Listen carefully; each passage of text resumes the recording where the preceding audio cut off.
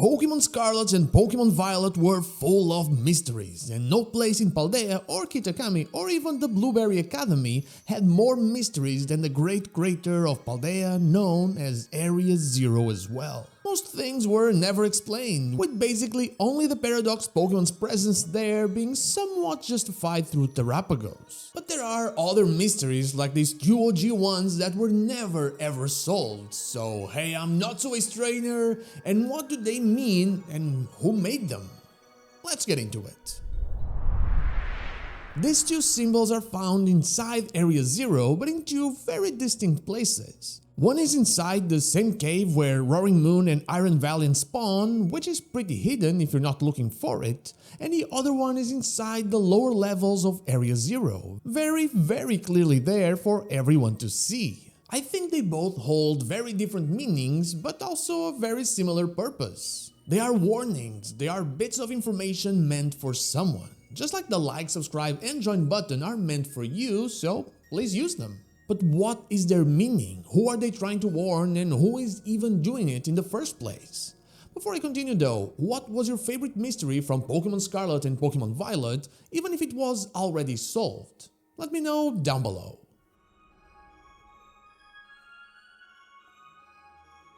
The symbols on the ground, those strange glyphs, seem to be formed out of circles and arrows that are meant to resemble a loop. At first, one might be inclined to look at the square in the middle as part of the whole thing, but considering this symbol is also this one, I think we can ignore it. As for what it means, it is kinda related to the reason I'm making the video. I'm talking about these symbols now so long after the Gen 9 games because who else but Zane, a member of the community, talked about fate being a possible explanation for moths in Area Zero. You can check out the moth video here if you haven't already, and you absolutely should, it was a lot of fun to make. But Zane suggested that Mothim and Dustox are not in the game as they are split evos, while the rest of the moth Pokemon are fated to become that exact evolution since that's the only final evolution they have.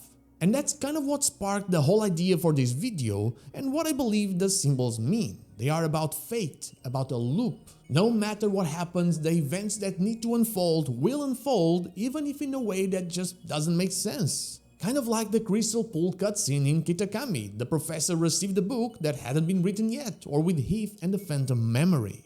As for the other symbol, I think it is much easier to explain as I feel it first marks Area Zero in the map, showing that that's the spot to go, then shows us what looks like an hourglass, but I don't think is an hourglass. The bigger cone shows us the surface area of Area Zero, the bright area with all the green. In fact, if we look at the version of this symbol on the game cover, it shows that it connects to the outside. Then where both cones intersect is the area we explored for our main adventure, the area we're in while we're looking at the plate. While the lower inverted cone is meant to tell us that there is an area below where we are, the Area Zero underdepths. Now about the circles between the hourglass and the map, I just cannot make up what they mean. They could represent different timelines or different places we haven't visited yet. But the important part is to understand that it's all a message. But a message from who?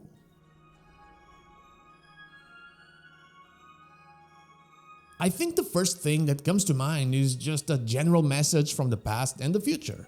Kind of like what the explorers themselves thought. It could have been left there by some kind of ancient civilization, maybe by the Paldean Empire's expeditions. Since they did so many, they might have started to go a little crazy. Then, the future one could be explained by the effects of Terra energy sending it back, something we eventually found out could be done. But everything in this game is connected, it is a loop like the symbols tell us, so whoever the messenger is, they need to be connected to this whole thing in one way or another. And so we need to look at some events that were only able to take place because of this timeline bending power of Terra Energy and Terrapagos. The first one is of course Heath and the Phantom Memory. He received something that has information written by him, or at least with his handwriting, but that he had never written. Someone gave it to him in an unfamiliar place, which makes me think that it had to have happened somewhere that wasn't Area Zero or didn't look like Area Zero.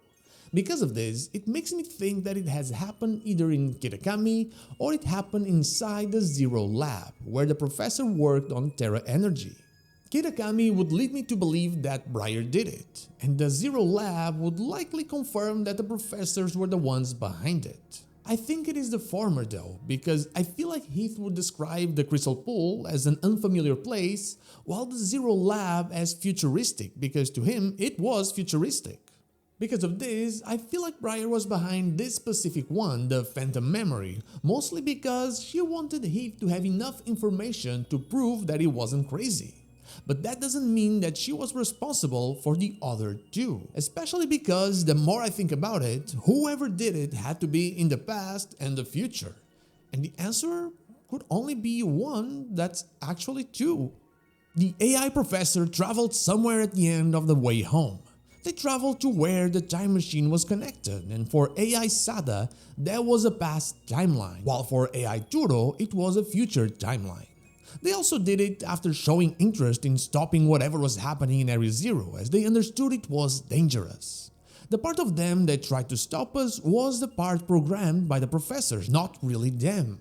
We also know that, well, it technically never stopped. It wasn't the time machine that was doing all of that, it was the Terrapagos in its dormant state deep down in the underdepths. So, what happens here? Well, the AI Sada in a past timeline with what she has available, sticks and stones, draws a message for us in the future. A message that tries to tell us that everything is connected, that there is a loop. Maybe something that she learned through some kind of observation or interaction she had while in that timeline. While AI Turo, with technology available in the future, is able to send back a more detailed message with a futuristic metal plate. Both of them tried to warn us that whatever we did wasn't enough, though we were never able to decode their messages. Basically, both the symbol and the plate, just like many other things in these games, are connected to Professor Sada and Professor Turo.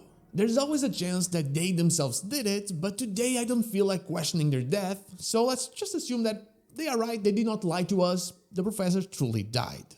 And of course, in the end, the only thing that was able to unlock all of these mysteries was the Indigo Disc, and we know absolutely nothing about it.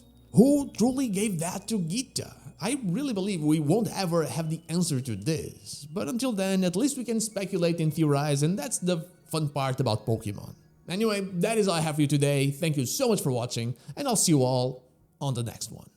But before I go, I want to thank my Twitch subscribers Anubis here and the Dr. Joe, and my YouTube members Dash Plays and Yahtzee for going that extra mile. From the bottom of my heart, thank you all so much.